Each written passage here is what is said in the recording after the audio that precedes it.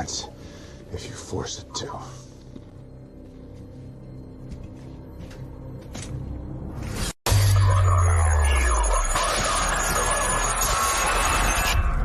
My name is General Zod.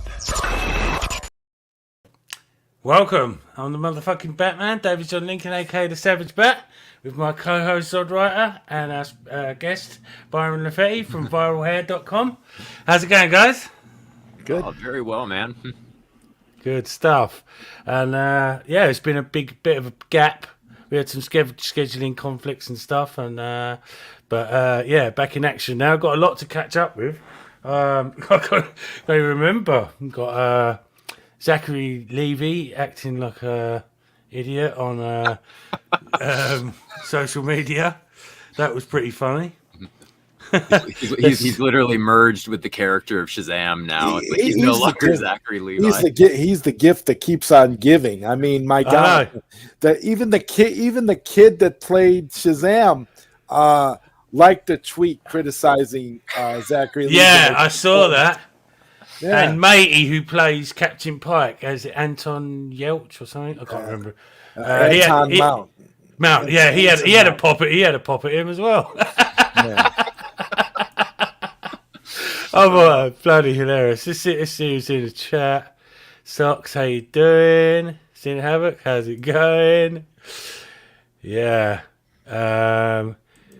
If you're watching from my group, the Snyder Knights. You can click on StreamYard and it will bring up your name. And if you are watching, come over to YouTube and hit like and subscribe, obviously. Yeah. How's it going? Oh, so fresh. How's it going, mate? Yeah, so it's been so much going on with since I've been, we've had this gap. We've had the SnyderCon announcement, and the Sell Snyder versus the Netflix campaign's going brilliantly. Really impressed with that. How you doing, Lucas Ironside? Hey. Yeah. James Gunn, obviously, having a go at people saying he cast his wife in movies, and that's become quite funny. That's become a little bit of an internet sensation. I've seen a few funny memes about that. That's Yeah, I think about the only thing that united everybody with James Gunn on Twitter was when he called out Grace Randolph. I think that was the only time that everybody was on his side, was at that point. Oh, I didn't even see that. I don't really use Twitter. I just see the highlights that people post on Facebook. Really. Yeah. Apparently, she claimed that something about she knew who his top choice was going to be for Superman Legacy or something, and he called her out and was like, "I've never heard of that guy. I don't know. I'm not doing anything." Oh no, I did see that. Wasn't it the guy that played Elvis? I haven't seen that either. I think it was, yeah. Oh, you haven't seen that movie yet? No, I've got it on Now TV, but pretty dope. Yeah, is it? Oh right. I'm touch and go with the music movies. Sometimes they're good, sometimes they're whack. Yeah, Luke and Tyneside, how you doing? Black Bolt, Silent Shazam. That's it, Black Bolt, yeah. Hello, Cool, how you doing? So, what have you guys been up to anyway? and how are you finding living in this post-apocalyptic Snyder world where it's all up in the air? I don't think it's necessarily up in the air. I think it's inevitable at this point. Yeah. I think it is. I think it's just a matter of time. It's just the situation you're in, just waiting again, after so long. I think we're closer now than we've ever been. Yeah. I've seen the Flash. Yeah, it looks all right. Yeah, I mean, Zack Snyder's SnyderCon announcement thing, and his posts on Vero have been creating more buzz than multi-million-dollar movies. It's so true, Like, it's ridiculous. It's the same thing happened with the Teen Titans. mm-hmm. The Teen Titans was like outshining the movies themselves, just because Zack Snyder was in it.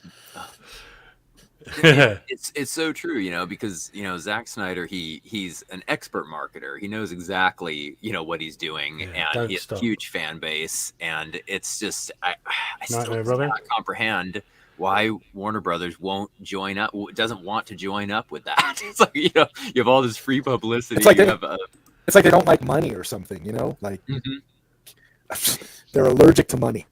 Yeah. Yeah. Exactly. It's just I really can't. I don't get it. I've never seen a studio more adverse to popularity, more adverse to having fans than Warner Brothers has been. I know, it's absolutely ridiculous. Mm-hmm. I mean, Zach's announcement, Darkseid little clip. What was that? A few seconds long. And the tickets selling out for his event within 4 minutes, wasn't it? Mm-hmm. Yeah, it was 4 minutes. Mm-hmm. David Zaslav must be seeing that. Like, what? It's absolutely true. I mean, he's a stone cold businessman, Zaslav, and so it's like you see this stuff happening, and it's like like I said, it's not a smart business move to ignore it at this point, in my opinion. Robert Kenneth, how you doing, mate? Only 5 minutes of Batfleck in the Flash. Yeah, that was disappointing. But I think he's being figurative about that. Yeah, I don't think it's really just 5 minutes. He's probably in it for a little longer, especially if that scene that he's talking about. The reports are that scene that was allegedly deleted from the movie where Wonder Woman saves Batman is allegedly still in the movie, right. which I believe basically that means that they took it out of the movie and then they put it back in when Ben Affleck started talking about it and everybody got excited. So, I don't. So we'll see. It's going to be great to see him back, though. He's really enthusiastic, so that's a good thing. Mm-hmm. Yeah. He was cutting out a little bit there, Zod. But he's Ben Affleck's little interview thing. When I listened to it, it was quite revealing because Ben Affleck was like, finally sort of got my head round playing Batman. It's the story of my life, and sort of implying that he wants to continue playing Batman. After, because he says that I quit, meaning past tense. But yeah, that was really enlightening, Yeah, and I think it was interesting too of him mentioning, that scene with Wonder Woman, because pretty much everybody had assumed that the only Wonder Woman scene was later on in the movie with Cavill that got cut, and so I think this was interesting that there was actually more Wonder Woman in there than we had originally thought.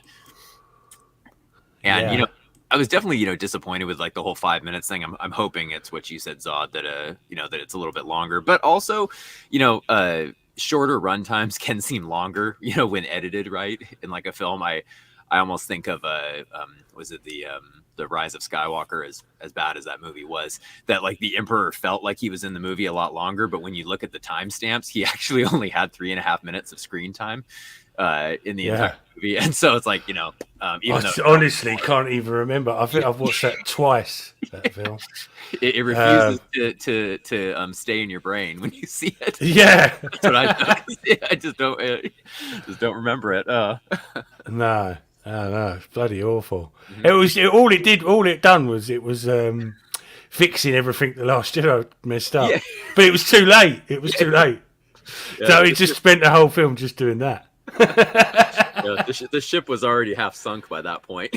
It's like, yeah, Gunn's fighting his own team already. He's in big trouble now. Yeah. Gunn is like really in a mess, and he's doing this Guardians of the Galaxy 3 promotional stuff and arguing with fans and shit on Twitter. Where's the DC work fit into that? No, what is he going to actually do his job? Mm-hmm. Do you know what I mean? Not that I'm interested in it. I'm just saying. No, yeah, I've always said, I a lot of people were, when he was tweeting all the time, a lot of people were really happy because there had been absolutely no information from any Warner Brothers executives for so many years. People were like, oh my gosh, an executive's talking, he's sharing. And so like, even me, I was kind of happy with it at first, but then it's like, it went downhill really fast. It was too much. It was like, instead of just doing a little bit here, oh, here's an announcement, oh, this is what I'm working on today, instead it was like fighting with trolls, and it was like doing all this, and it's like, no, it was like, no, wait, hold up, that's not what I wanted from a Warner Brothers exec. No, and then he got called out by Ben Affleck, saying he's a liar. He said, "You got Ben Affleck directing this movie." Ben Affleck's words were absolutely not. Yeah, absolutely not. He basically debunked James Gunn. So and then. James Gunn saying, "Oh, I don't lie to the fans." Well, quite clearly you do, because it comes straight from Ben Affleck himself. And I felt that whole thing that he said in that interview was very revealing, in the sense that, I mean, how. I don't want to get mad, but how tight and uncreative must it be for Ben Affleck to say, I will absolutely not direct a film? Like, I mean, that's pretty solid. That's not like, hey, you know what? I need to see the script. I need to see what it is. It was like, no, I think he actually said, I don't want to be in that world, or I don't want to direct in that world, or something like that. He said, man, that's pretty strong. Yeah, well, Ben Affleck's the man. He's director, writer. He's obviously he's probably had a little look at the Suicide Squad and Peacemaker and thought, no, I'm not. I don't want to be a part of that Marvel mess. Yeah, and it's unfortunate, because I feel like the whole concept of The Brave and the Bold would have actually been a pretty perfect Batfleck film. I mean, that the older mentor, finding out he had a son he never knew about. I feel like Ben Affleck could have really hit that kind of movie out of the park, script wise and direction wise. Yeah, well, it would have been amazing, because it would have brought at least Talia al Ghul, maybe Ra's al Ghul into the fold as well, because Damien comes with the Ghul family, obviously. I don't know what the situation is with what Gunn's got planned, but from what I'm seeing across the internet, no one's even interested. No one's interested. It's got no hype at all. Even the Superman movie, people are just like, really, another Superman? Like, and them letting down Henry Cavill's fresh in people's minds, Oh it's yeah. Well, and that's what I said to somebody who was just calling me like a Snyder cultist, and I was like, well, I'm a huge Snyder fan. I was like, but first off, I was like, it's not just Snyder guys who like Cavill. I was like, everybody liked Cavill. Even James Gunn fans liked Cavill. And so it was like, it was a universal thing of everybody was like, we want this guy back. It was like, it was actually, I would say, one of the things that was unifying a lot of the DC fandom was we all love Henry Cavill. That's right, and a lot of people were annoyed, And obviously, The Rock has really, nailed his colours to the mast with the whole thing. He's just like, fuck you guys, man. And then, Ray Fisher as well. He's saying the current leadership that allowed, the abuse are still, there's still people there. He means, look, James Gunn and that. Yeah. Yeah, there was so many ways that Warner Brothers, even if they wanted to go with a soft reboot, there were so many ways that they could have united the fandom. A Henry Cavill movie, bringing back Ray Fisher. There was a lot of ways that they could have tried to unite, and they just seems like they just went in the opposite direction. I don't know if it was actual just because of misinformation where they were led to believe something else, or if it's just down to cheapness, that Zazzle was like, I don't want to pay for Henry Cavill's, contract. I want to go with a no-namer. I have no idea. But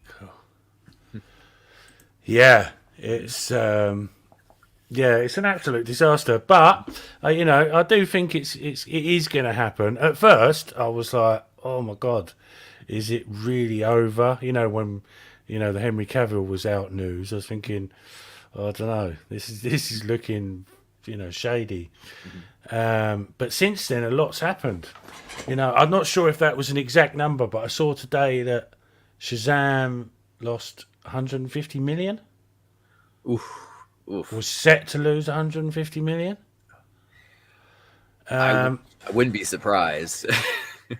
Yeah, and again across the internet, I'm hearing the same thing from fans: is why would we want to go and see these movies when we know that they ain't going anywhere and it's going to be rebooted again? It's it makes absolutely no business sense at all. Like they should have kept it a secret that they was rebooting it, maybe, or if they was going to try and destroy the Snyderverse. But I don't know.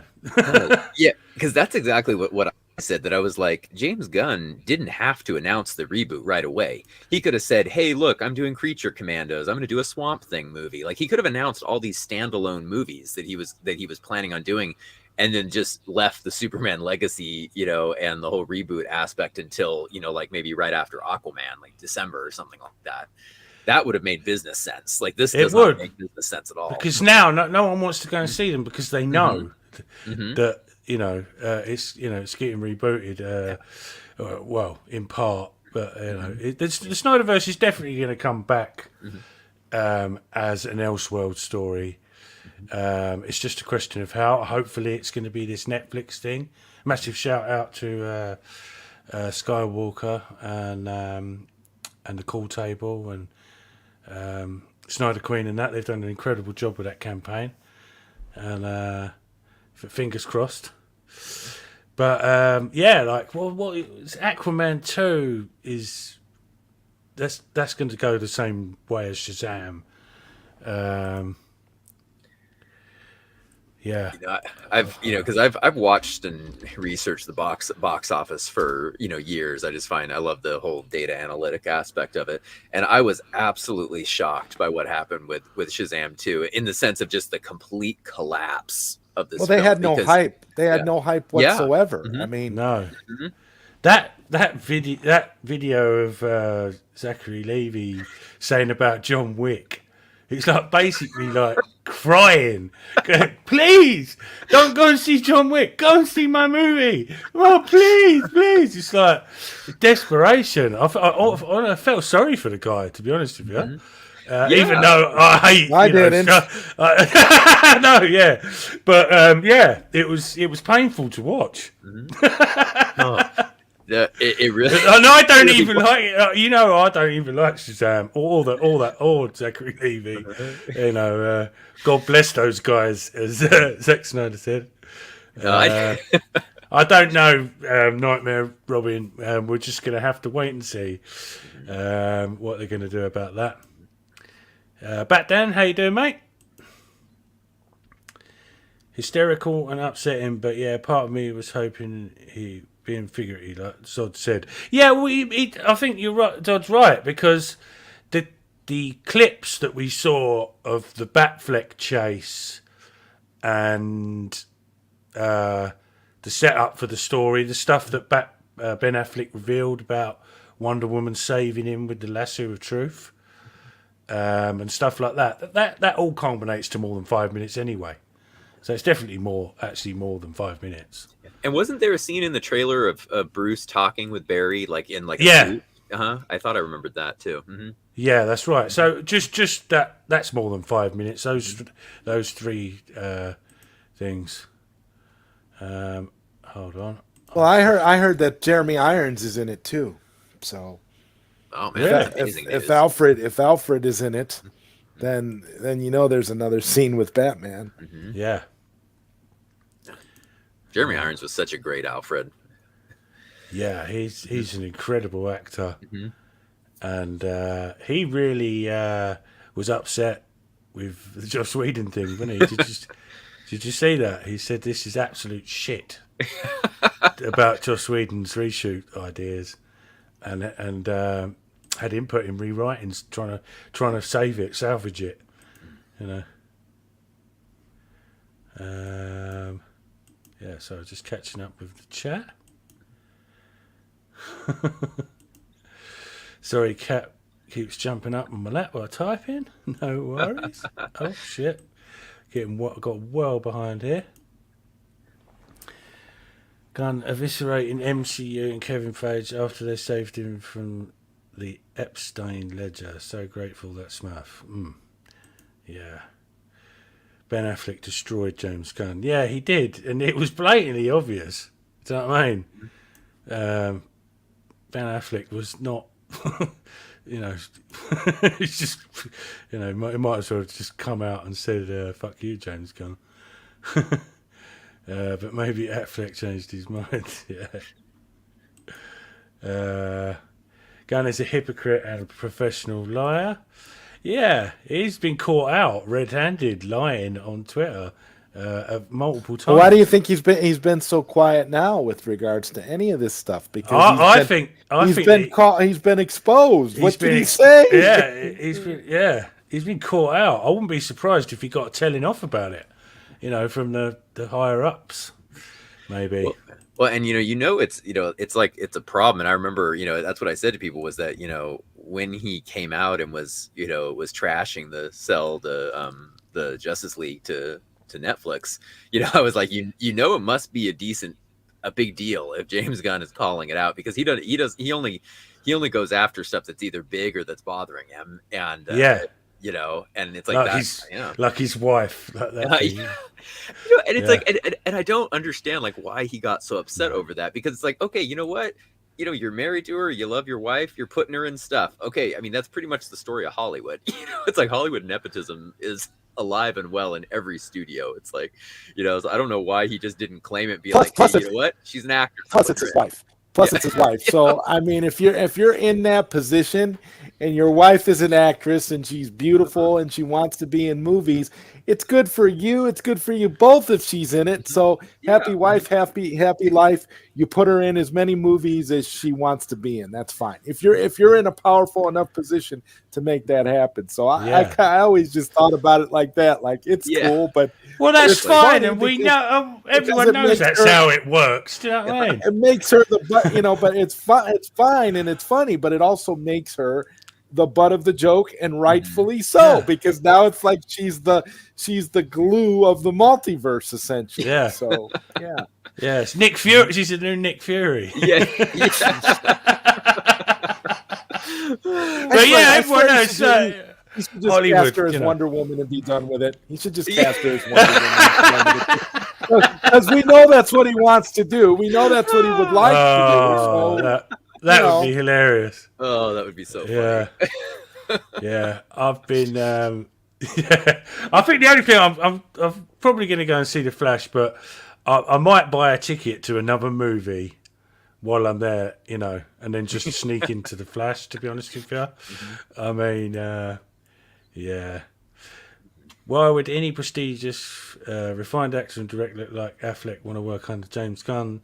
That makes no sense that Affleck would in any genre of film. No, definitely not. I don't think he suits that at all. And he's like we were saying last year. Ben will be back for Zach. I truly believe he will. Because if he was willing to do that little bit at the end of the Snyder Cut, that's why wouldn't he want to do more? Yeah, your book. So, Sin Havoc was asking about your book. Pause, not stop, Zod. How you getting along with that? Yeah, it's coming along good. Now I'm waiting for the Full Circle event to conclude to find out what what's going to be the result of that, and find out Yeah. what Zach is going to reveal, because I want the book to be essentially be a full circle and tell the whole story. So yeah, it's coming along good. I'm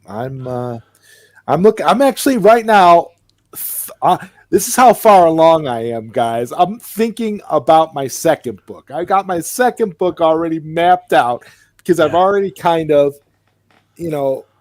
moved on, so to speak, in terms of what I've got for this. So I'm just waiting for certain things to reveal themselves, and then I'll be able to finish the book and move towards my second book.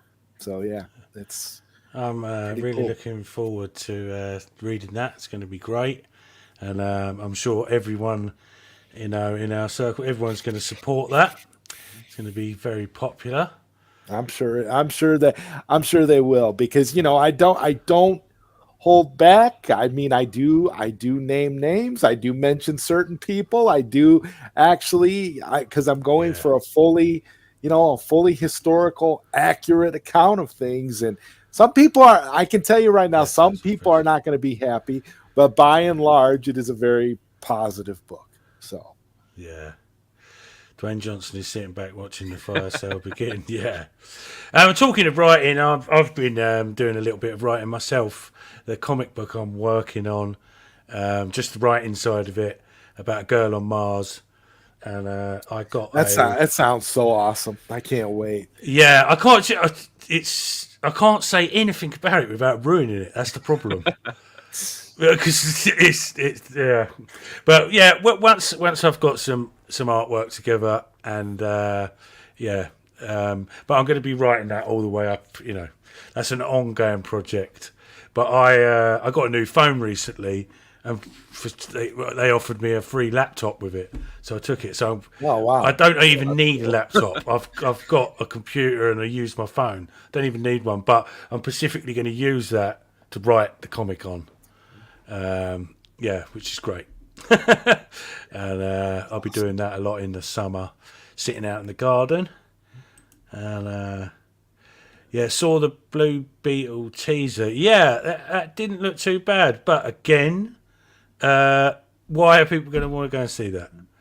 I'm seeing a little bit of hype, but mostly people are going, well, it's getting rebooted. What's the point? There's no, Well, no, I mean that's true, because I was mildly curious with Blue Beetle when it was I announced was, like a 'cause couple years ago, but it's like not anymore, really. It's like, I'm gonna see the Flash because I want to support Ben Affleck, and I want to support what's left, the Snyderverse elements that are in the film. I'll probably see Aquaman 2 if it looks good. I'm gonna see a trailer first, obviously. I like Jason Momoa, and I enjoyed the first Aquaman movie. I thought it was fun. It was one of those, what was it, the breezy fun. It was just, guys, we got to remember that a broken clock is right twice a day, right? So basically, this Flash movie is like that broken clock. Yeah, it's got to be.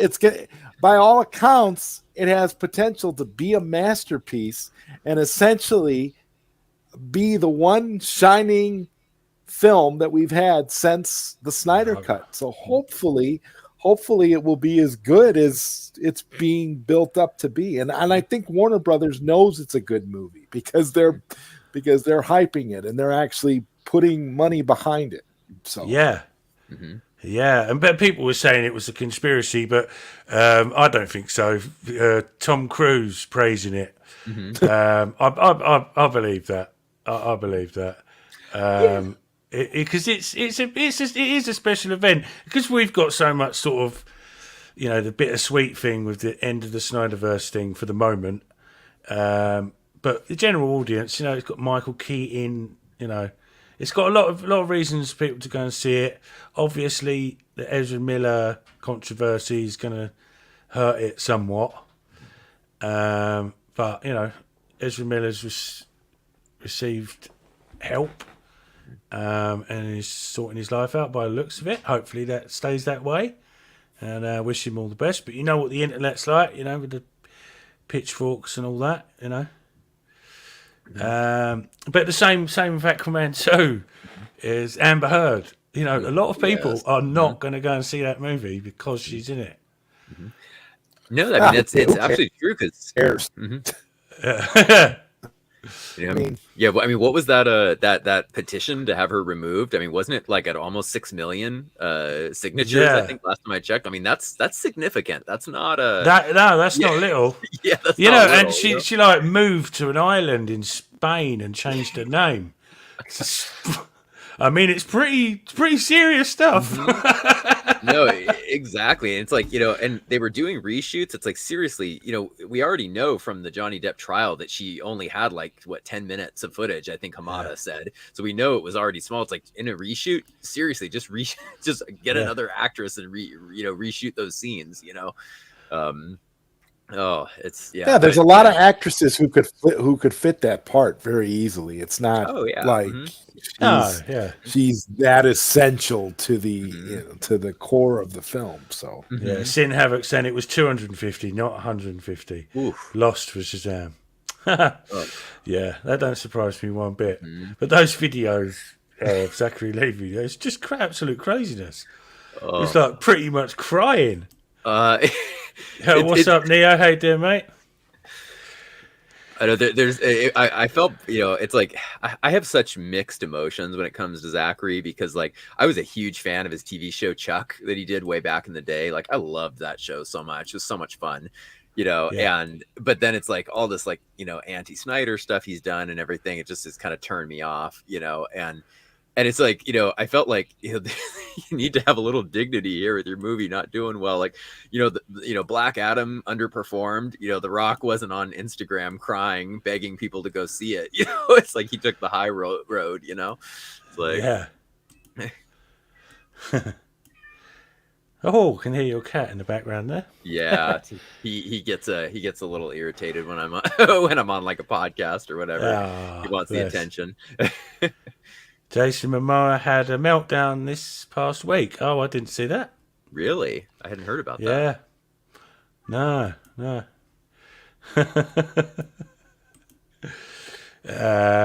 Aquaman 2 is in big trouble now. Blue Beetle as well. Yeah, there's so many factors why as well. You know, not with all the controversies and all that, but the superhero fatigue on the general audience is definitely starting to kick in. Much like the westerns in the 60s and 70s, Clint Eastwood and all that. It was nothing but that for years. And then all of a sudden, overnight, westerns were over. You know, they got Once Upon a Time in the West come out, and that was a kind of swan song to the, you know, that genre.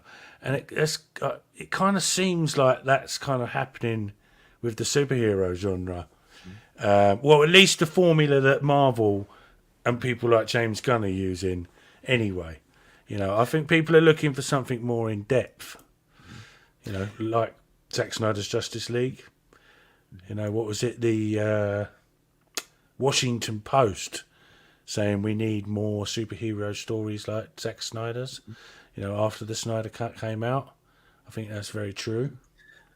No, yeah, I agree because that's one thing that I say is that Zack's trilogy had its own very unique style, its own narrative focus, just the way it was filmed, the way the characters were portrayed. It was starkly different from any other comic book films that we'd seen in the last 20 years. And I think that that's why they did well and why they garnered like an audience because it wasn't the same old, and I think that it's what you said, the fatigue is setting in with Marvel because I mean, just as an example, just an example with myself, it's like I've enjoyed the odd Marvel movie here and there. I don't keep up with everything, but if one looks good, I'll watch it.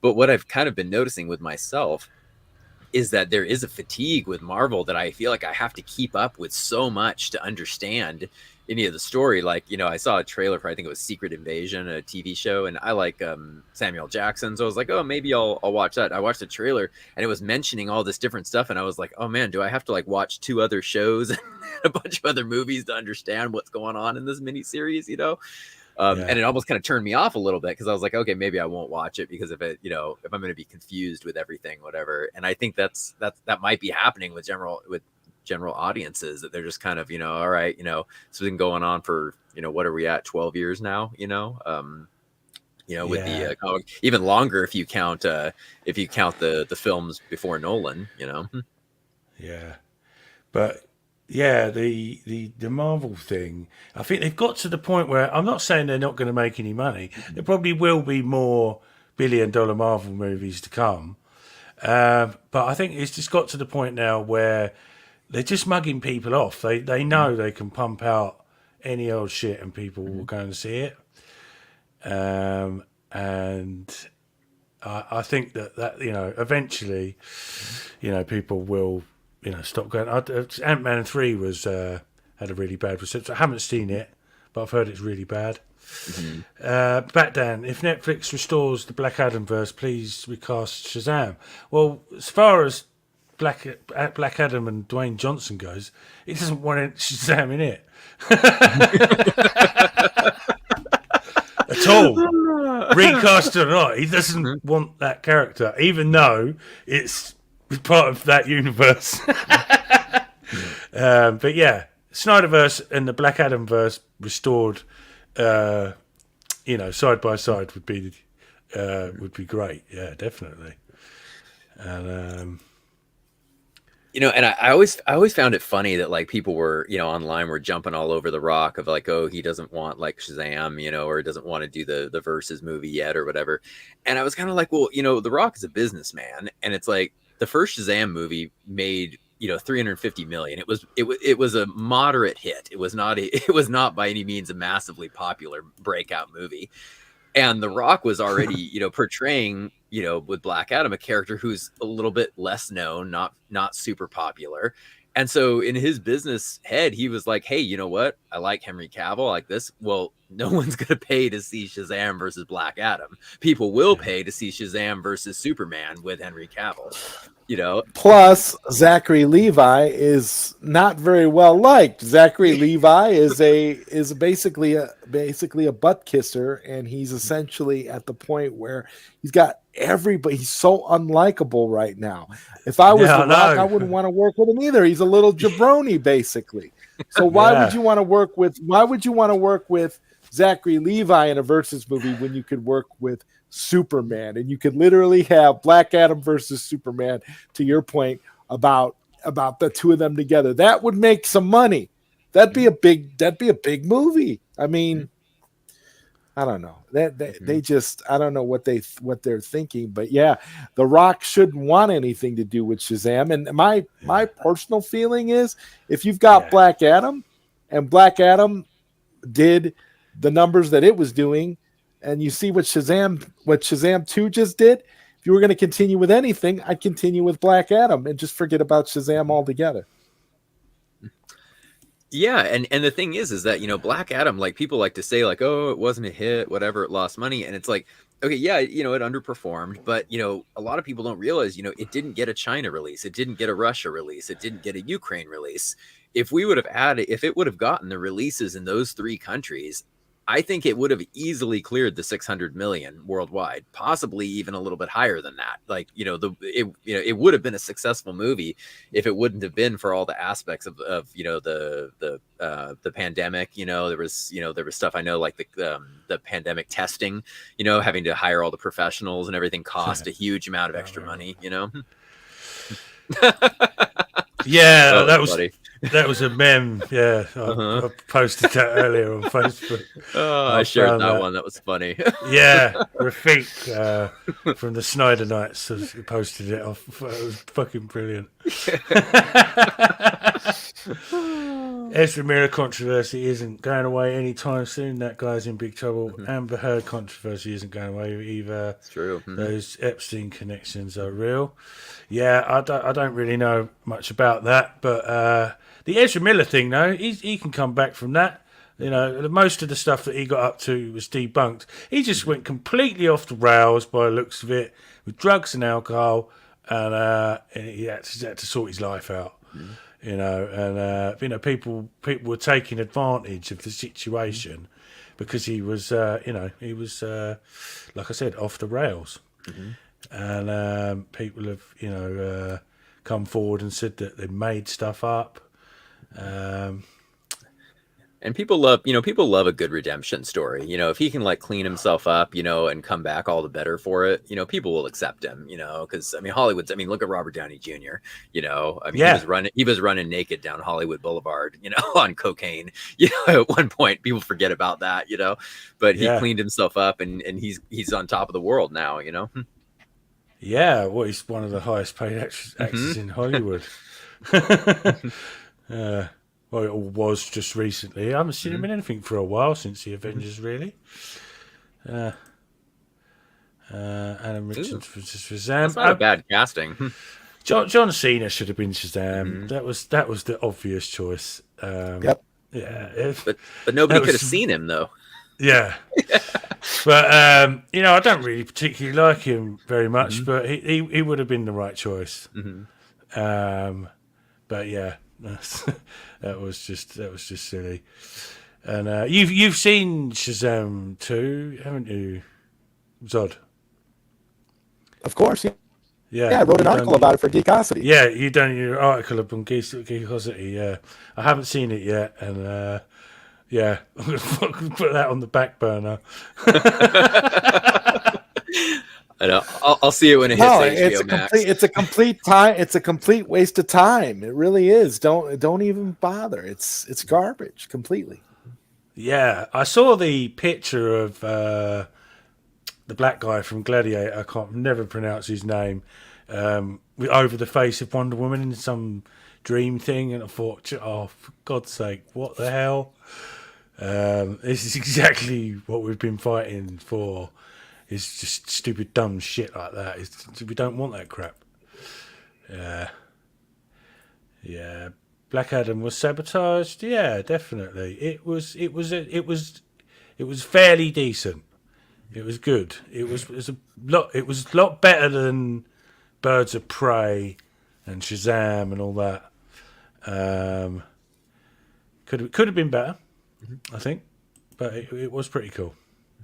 I like the Justice Society and all that, but obviously what came afterwards with, Henry Cavill being booted out and all that, that just kind of ruined it a little bit.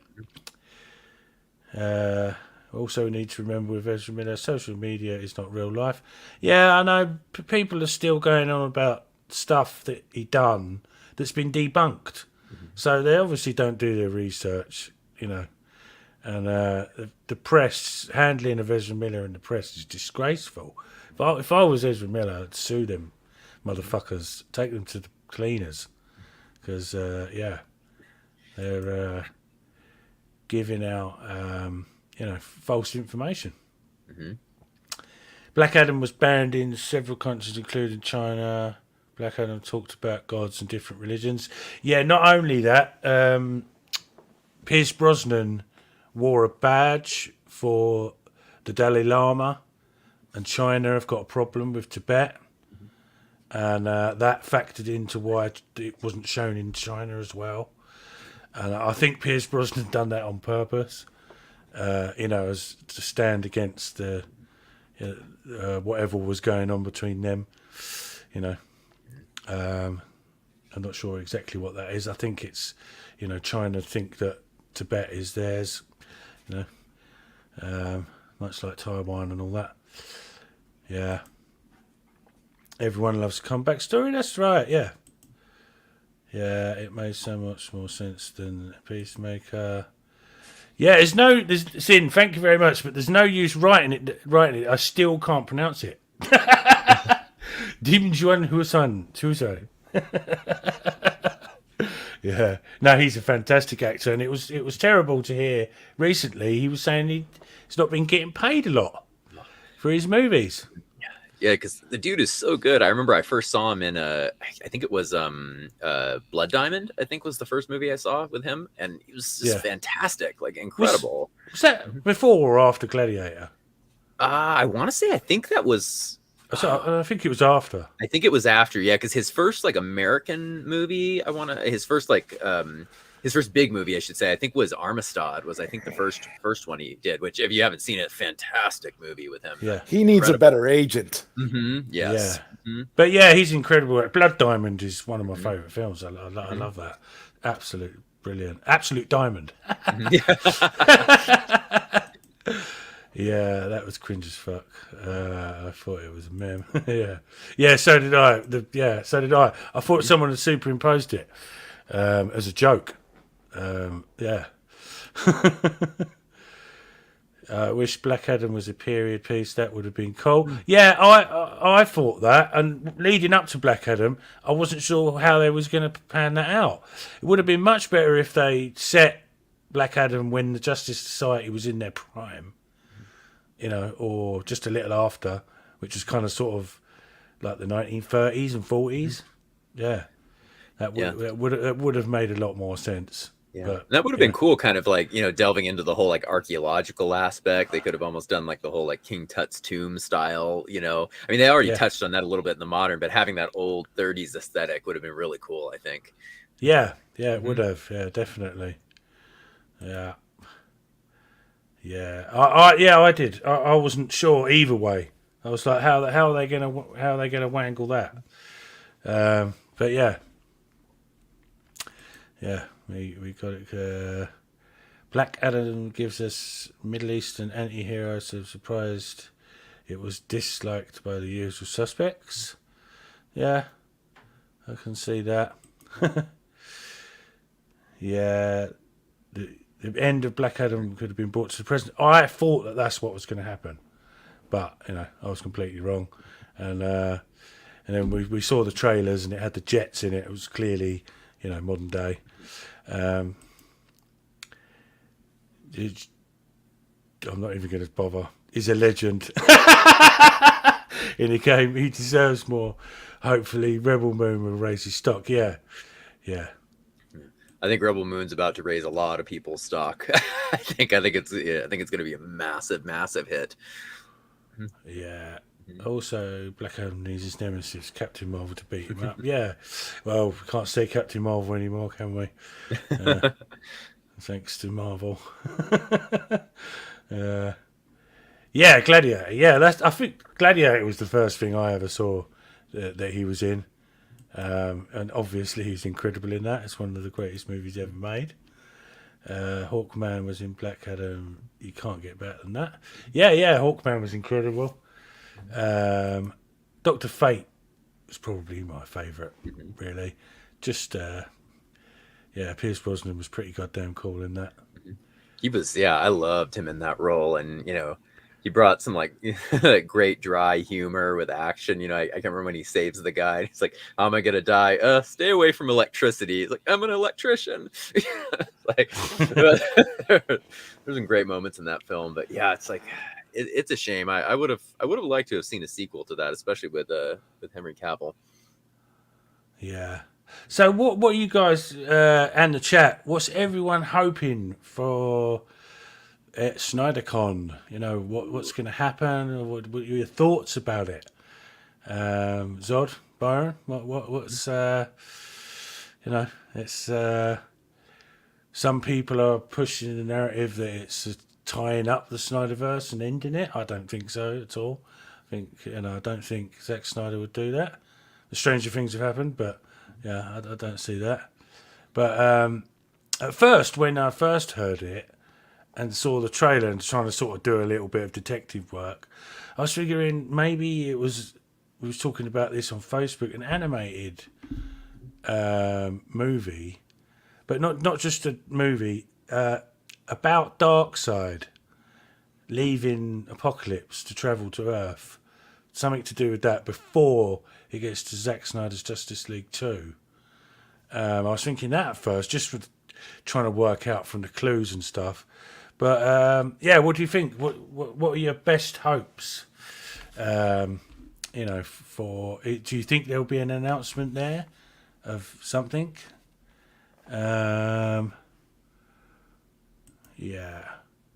Emerald Cut edition inbound. Yeah, that's the most likely. Is the Wayne T. Carr, Jon Stewart, and Kilowog ending.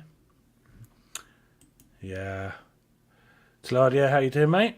Expecting the Emerald cut. Yeah, that makes sense, and that is that's a pretty big announcement.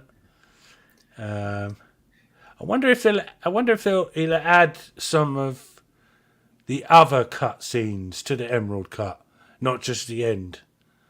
Because it wasn't like the actual unfinished Zack Snyder's Justice League was about like 8 hours long or something, wasn't it?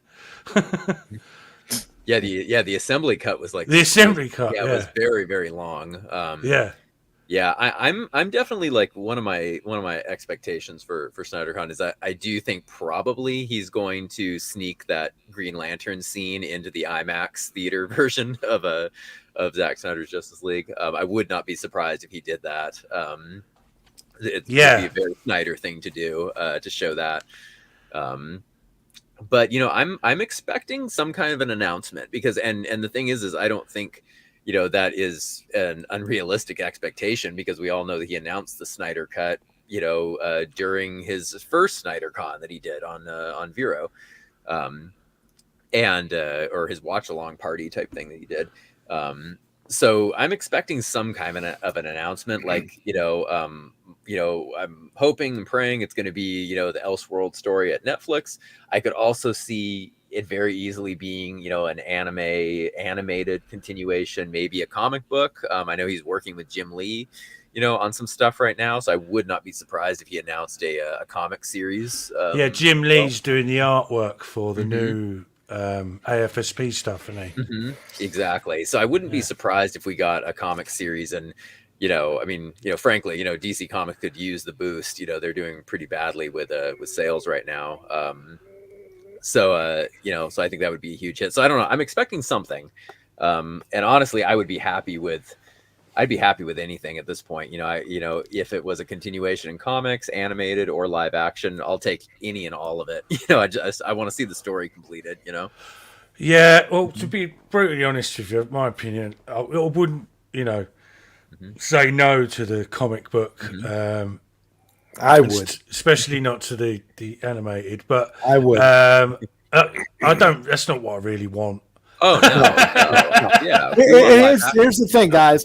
Sammy, I want the movie. Detailed all the clues online. She detailed all the clues about the 5-movie arc continuing, and Zach literally said that the fans have already guessed everything.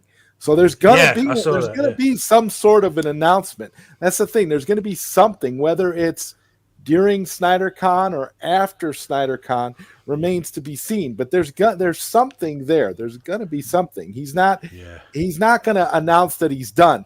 I know the haters would love for that to be the case, so that they could rub it in our faces, or if it was announced that it was just gonna be a comic book. I know haters would love that, but no, that's not. I know. And I'm telling you right now, I have a theory. On the poster, there is a Universal Pictures logo on the poster. And I said this on my stream yesterday, that Universal Pictures logo, everybody is saying, oh, it's just because the theater showing the IMAX version of the Snyder Cut is a Universal owned theater, so Universal gets their logo. Now, I said this, I wouldn't be surprised. Think about this, full circle. Christopher Nolan was the man that brought Zack Snyder in for Man of Steel and got this whole thing started. Christopher Nolan is over at Universal right now. Would it not be possible for Christopher Nolan? There's no director in Hollywood right now that has the kind of clout that Christopher Nolan has.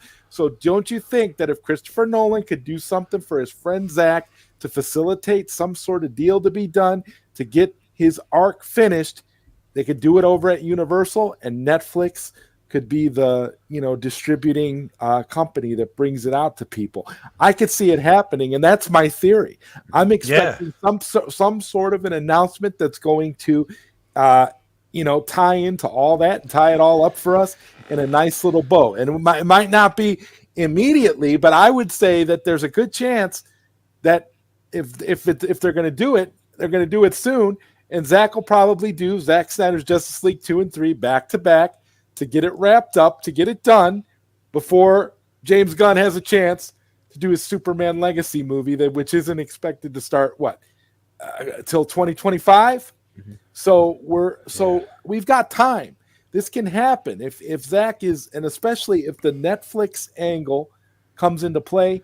Zach is over at Netflix. Yeah, he's happy at Netflix, so it makes sense.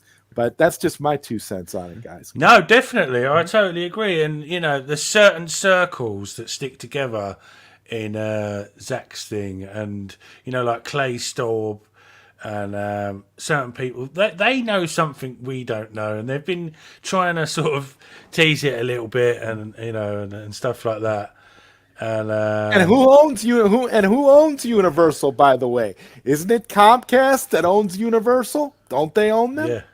Yeah. And the rumor is that Comcast is going to be the company to buy WBD in the next couple of years, right? So again, that Universal angle makes a lot of sense. Well, and I think also too, like, we see, that before James Gunn came in, we had DeLuca and Abdi who were bringing back the Snyderverse, and they were telling Zaslav, hey, people want to see these characters come back. And who did Zach thank? And who did Zach thank and say we're responsible for facilitating this very event? Pam Abdi and Mike DeLuca. It all ties together, man. It does. And then we've seen the complete face plant of Shazam 2, which is produced by Safran, and so Safran is the only reason that movie got released at all, because Safran produced it. If Safran didn't produce it, I half believe that Zaslav would have threw it away and did it as a tax write-off, just like he did Batgirl, because it was that bad of a movie. You can't tell me that movie deserved to go to film. I would say, personally, I would bet that Batgirl is a better movie than what they put in theaters with this Shazam 2 crap. So I don't. Safran got it because he's co-head of DC. That's the only reason that movie was allowed to be put in theaters. Yeah, we can't get Zack Snyder's Justice League widely released in theaters, but we can suffer through Shazam 2, and then they could blame us when the movie tanks. No, exactly. And what? Something else too that I just thought of as well is that people, Zaslav has changed his mind before with certain stuff, like in the sense of people are like, oh, he's committed to James Gunn's vision, whatever. He can change his mind because when he first came in, to WBD, he basically cut Clint Eastwood loose because he was like, his movies aren't making any money. I don't want to I don't want to deal with them. Well, what did we just hear the other day? That Clint Eastwood announced his final movie, and Zaslav was falling all over himself to get that movie released at Warner Brothers. He saw the numbers. He saw that he that he made a mistake or whatever back in the past, and he's rectified it. So we could see something happen like that easily, with the Snyderverse. If he thinks that the direction they're going is not making money, then he's going to be like, okay, we need to change some stuff up here. And like I said, he's a businessman. He doesn't care about he doesn't care about plots or narrative. He cares about making money, and he sees the Snyderverse made money. And right now, the Gunverse isn't making money, and so I mean, Black Adam is sort of popular in the DC sort of fandom and all that, and that didn't do that well. What the bloody hell's Creature Commandos? That's gonna bomb like a motherfucker. Do you know what I mean? Who the fuck knows who they are? Do you know what I mean? Unless you're a diehard fan or whatever. The general audience don't know the Creature Commandos are. Creature Commandos sounds like a bloody a Chinese dollar store toy of like dinosaurs that got missile launchers or something. The Creature Commandos, like a rip-off of something. It's an absolute joke.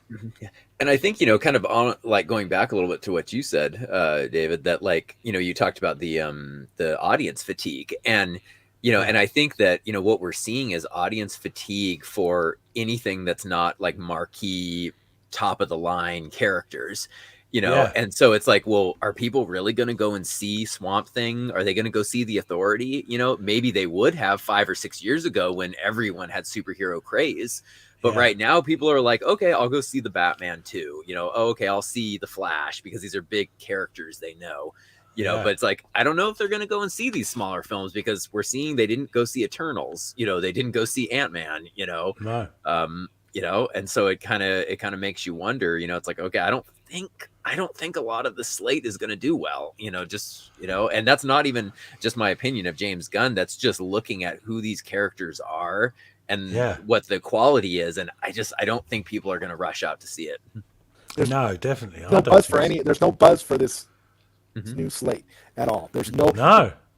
It's just like Shazam 2. There's nobody cares. Nobody's talking about it. I would say there is a vocal minority on social media that is trying very, very hard to jump on the James Gunn bandwagon, but it's just not there. It doesn't have the reach. It doesn't have, and if Zaslav is about money, like you were saying, if Zaslav is really about the money, he will see that. He will see that whatever James Gunn is trying to do, it's not drumming up interest. And if you don't drum up interest, it's not going to equate to dollar signs. Yeah, WBD selling point to Comcast is Snyder's DC Universe. Oh, we have a surprise guest. It's the man from outer space. It's Mikey Sutton. How you doing, mate? Hello. Yes. Long time no talk, guys. Hey, how's it going, Mikey? Hey, Mikey. well. Hey, Byron. We finally talked. I know this guy. Yeah. We've interacted on social media where it's the crossover. The crossover for years, man. Like, oh, that's a surprise. That's a big surprise right there. Is Byron's here. So, Yeah. How you guys doing today? Yeah, good. Right. Just, Bashing James Gunn? Is that how you guys do it? yeah, not really James Gunn. His ideas and his movies and pretty much everything about him, really. Well, yeah, it's pretty much connected, Yeah. I mean, look, the shit has to come from an ass, okay? So there you go. Yeah, James That totally Gunn. works. Yeah, I mean, and people are like accusing fans of being toxic and not giving James Gunn a chance, but James Gunn literally messed up the Snyderverse. What do you expect from people? I mean, when it talks to me like putting Syl in a space and attacking him, I mean, isn't that toxic? I mean, they're just saying, Yeah, that is, yeah. And there's been a lot of toxicity going on Twitter lately, and a bit on YouTube as well. I'm not getting involved in it. Honestly, couldn't give two shits. I'm so above and soaring over all that stuff. Like, Yeah, same. Honestly, couldn't care. Couldn't give a shit. It's like that scene in Jurassic Park with that big pile of shit. Yeah. Yeah. Why would I want to dive in there? It's the same old people, the usual suspects, over and over again. I'm sick of hearing about them. So moving on from that crap. Yeah, but how you getting on with Dreamwalker, Mikey? Man, it's been such a I always say this: it's not the destination, it's the journey. And what a journey has it been? Keep in mind, guys, when I started off this journey, I had no idea what the fuck my destination was going to be. You know what I mean? TV show, no, I wasn't even thinking of that. I just like how am I going to publish this comic book? Who's going to buy it? Those are the thoughts that were going through my mind, right? Like no one, look, keep in mind, I know it sounds like BC now, but that was before Spider-Gate. Okay? when I announced Dreamwalker, I had maybe a couple hundred fans, maybe, I don't know. I mean, I wasn't even on YouTube regularly. I was a guest. No, actually, no. You know what? I wasn't a guest on YouTube at all. You're becoming a full-time YouTuber now, Mikey. I am. Yeah. I mean, with all the shows that you do, it's like you are making the rounds. You are on the circuit. It's incredible to see. Because like a never-ending tours on. I got the show with you and Robert Meyer Burnett. Yeah, that's great. That's my favorite at the moment. Man. You three. I tuned into that.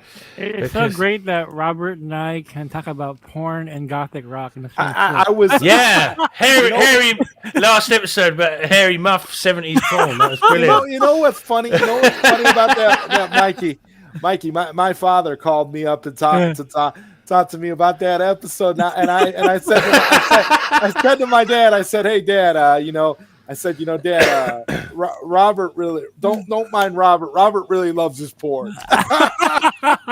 Oh, it was hilarious. I love his stories. It's the best show. It's the best show that we could do because it's just so casual and completely. It's so casual and completely open, and that's the most fun, man. There's nothing like it on the internet. There really isn't.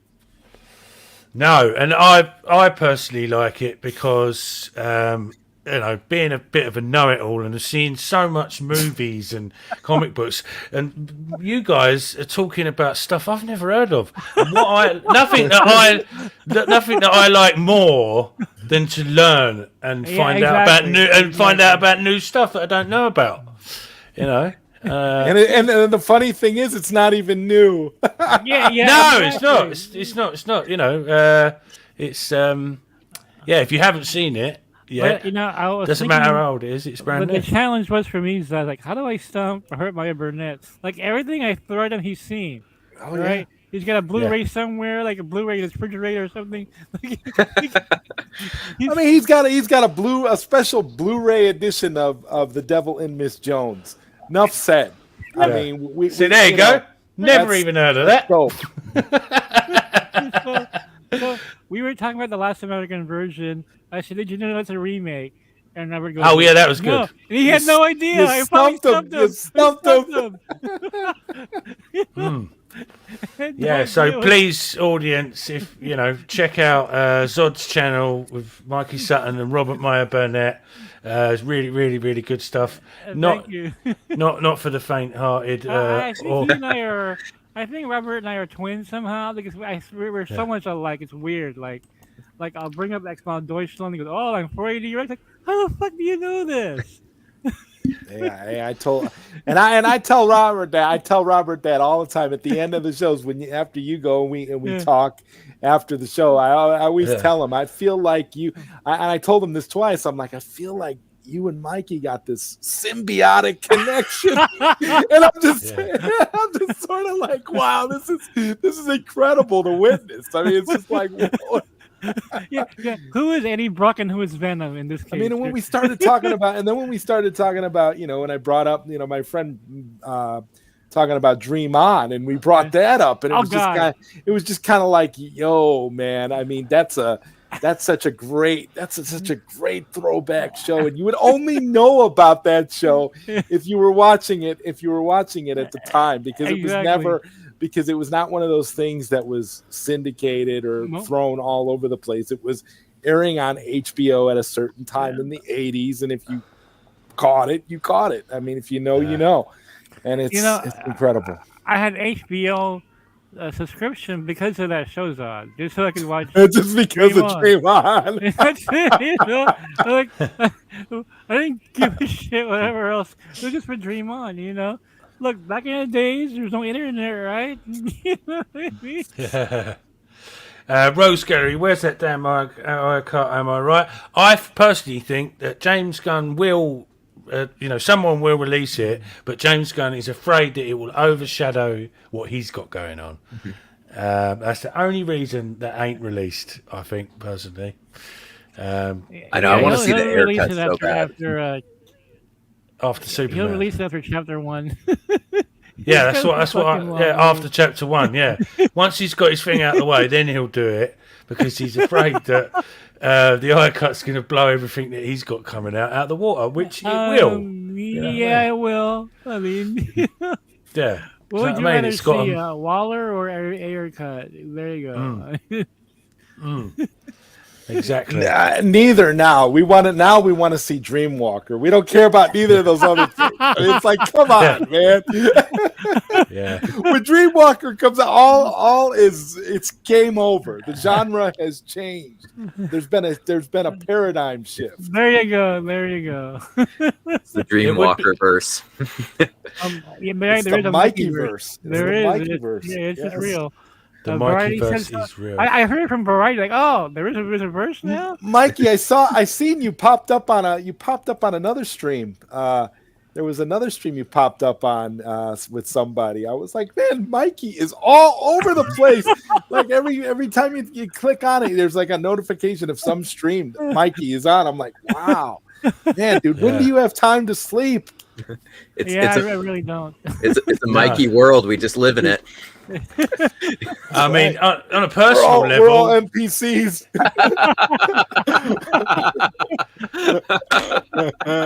On a personal level, Dreamwalker 3 is going to have a cameo of my character for the first time. I mean, and that's pretty exciting stuff, you know. Yeah, you're the manimal of the Dreamwalker universe.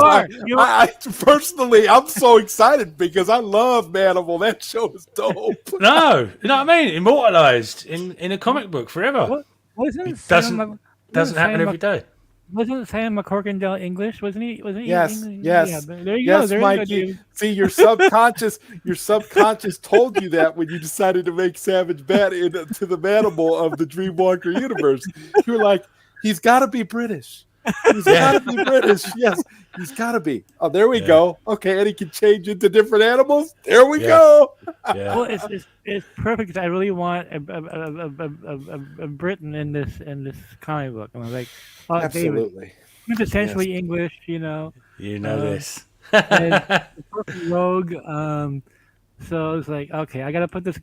See, all of you are characters in real life, so it's very easy to adapt all of you. All of you have very distinct personalities. Zod, Sil Abdul, all of you, Socks definitely. Hey, Mikey, when issue 3 comes out, I'm gonna be wearing an orange turtleneck for every single stream until the next issue comes out. Fuck that's in here. Yeah, I know. It's absolutely amazing, and what can I say? Well, see, what these guys, and they know now, but they didn't know at the time. Because I was profiling each of them, watching their shows, writing down their personalities. Yeah. Before I even told them there would be characters in the book, I had no idea. Because I wanted you guys to be yourselves. I don't want to be conscious about spoiler alert, you know, Savage Bat is rude. Rude. Yeah. Doesn't play well with others. Nope, does not. Doesn't get along. Is always talking about the criminal underworld. Yeah, the criminal underworld. Yeah. Oh, I love having a good wind up in the chat. Gets people going. You're gonna love what you're wearing in issue 3. I just tell you that it's not what you expect. Little shocker for you. Some little twists and turns in here. In fact, I have to send the Will some added descriptions. I promised him some reference photos too. I have to send him that. I'm a little behind, but so the book's coming out May. We're aiming for May 23 because it's my birthday. Perfect. And so there's going to be 4 different covers, guys. So here's the thing. Now the main cover has the Kate Valdez. She's on the cover. You saw the cover of that where she's holding the sword. That looks amazing. So that's that's cover A. But each of the variants will have the photo section in the book. So you gotta look at the photo section no matter what cover you buy. Now the 4th cover is tricky though, okay? Because that's a Philippine exclusive, and that's from the lady that David ordered his copies from, Jonah Lee, in the Philippines. She's gonna be on the cover, the store variant. Nice. For her store. She's fighting vampires on the cover. It's gonna be hilarious. And she's in the book as well. I've got a good thing going on with Janelli. She's great. We know you're gonna get that cover then, Savage Bat. Yes. Yeah, I'm just getting the cover up now. And so that will be most of the copies will be in her store. Now we're gonna get a very limited supply here in the US. Because Second Skin wants every cover. So we might only get like 50 copies of that thing. It's going to vanish. It's going to go up in price like the cover for number 1. Exactly. Exactly. Oh my God, I love it. I can't wait. Get it graded. I've been on the case. Get it graded. I pre-ordered the pre-order.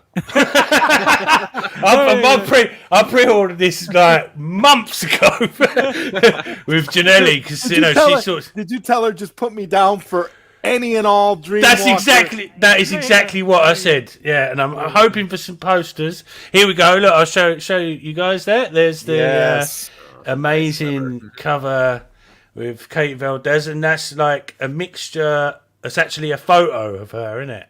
Yeah, it is. With digitally enhanced. There's gonna be a bunch of those in the photo section in the book. And I'm planning on doing another photo issue soon. So, but this is the cool thing about this, guys, is that I scheduled. See, you schedule this in advance because I was working with her network, GMA, to arrange all this. I scheduled this a year ago. Okay, actually over a year ago, in February, I said, "Hey, look, I want to put Kate on the cover. I want to do an actual photo of her on the cover." The photo section.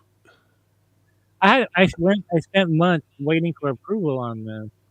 By the time we got approved, I already got the deal. But I had no idea when I was doing this. So I know, Zach, you say I'm from the future. I might be from the future because how could I have predicted this? Yeah. That this would come out after the announcement, so people are going to think it's from the show. Yeah. That's right. I remember you saying, when you is told, the book selling the show, or the show is selling the book? Hey, exactly. Who knows? Who knows? No one knows. It's like the Star Trek timeline with the Kelvin timeline and thing. You never know what's going on. What's in the past, the present, and the future. Timeline right now. Yeah. We're in the Mikey timeline. There's a Mikey Prime timeline. There's a mirror universe. Mirror Mikey. You know what? Mirror Mikey. Mirror Mikey. There you go. Hashtag Mirror Mikey. Mikey's rocking the evil Spock goatee.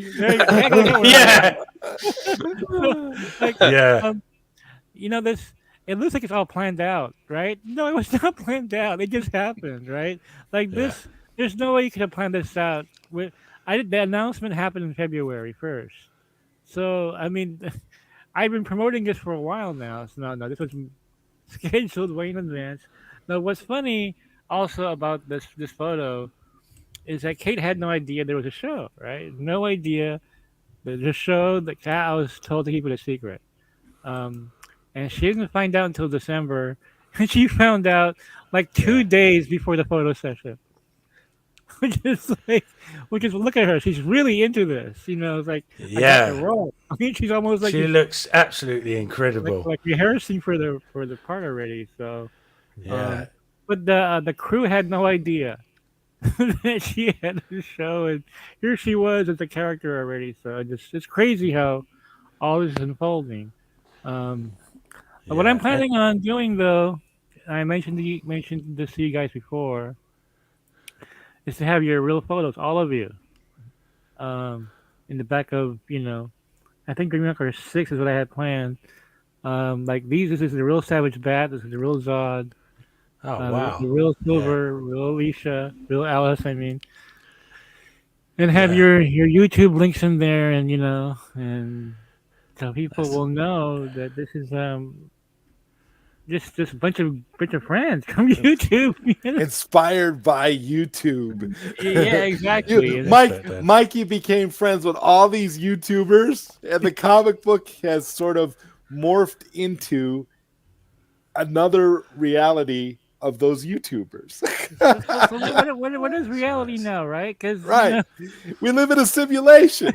There you go. You guys, and we're going to be overrun by AI in a couple of weeks. So there you go. We'll never see it anyway. Yeah, it's over. Game over. It would be funny though to see how an AI would write Dreamwalker. You should ask ChatGPT 4 to write a synopsis for issue 4 of Dreamwalker, just to see what it comes up with. Mm-hmm.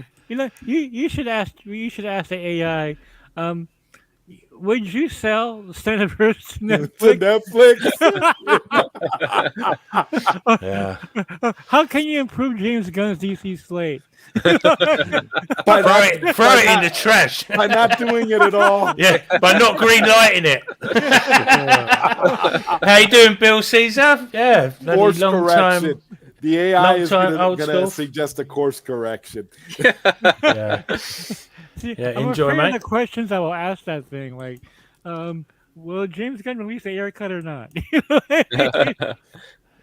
Mikey Multiverse, that's right. Well, James Gunn's already been replaced by an AI, so maybe we'll see some changes. I think the AI would have done a better job. Yeah, exactly. That's the only way we'll get a better slate, Mikey. I'm giving him the benefit of the doubt. Yeah. I think part of the evidence that we're in the simulation is Zachary Levi's meltdown on Instagram. There you go. Absolute cringe that was. Yeah, the simulation is glitched. You know. That'd be a great cartoon. Is James Gunn with the AI? How can I do a better job? And the AI answers, restore the Snyderverse. Yeah. Yeah, even the AI knows. You know what I mean? You know, we're in a simulation when Zachary Levi thinks he's tough and he tries to go confront the Rock. Yeah. Physically, he tries to confront him. Like, what are you going to do to the Rock, Zach? Yeah, with Dwayne Johnson doing a Will Smith on him. Right. I mean, like, what is Levi going to say? Guys, I know kung fu. Yeah. Oh. What a joke, man. Shazam 2 is the biggest joke ever. oh my God. I know. And people were offended by Zod's review. People really were offended by your reviews, Zod. I know people got mad at me. We're sending me mean messages, and all I did was laugh. I just thought it was funny. I'm like, hey, listen, that's just my opinion. I mean, whatever. It is what it is, and I cannot wait because as soon as the more movies come out, it's okay. I'm going to review all of them, like I promised you, Mikey. I'll review them all for Geekosity. No matter whether they're good, bad, or mediocre, whatever. And I don't think any of them coming out are going to be as bad as Shazam, though. I think Shazam is bottom of the barrel, but we'll see. Yeah. I mean, hey, but Shazam's from people that watch this channel, follow me on Facebook, know how much I never liked the first one, and I don't, I'm not really that keen on the character himself, even in the book. So for me, it's twice the pride, double the fall, as Count Dooku says. Really, because I honestly couldn't give two shits about Shazam, and I was really pleased with Black Adam. They should have just completely fucked Shazam off and just made Black Adam the new Shazam. Pretty much. Why not? Yeah, why not? I mean, he even he's says much cooler. He even says Shazam when he changes into Shazam. It's the same. Why not? Yeah.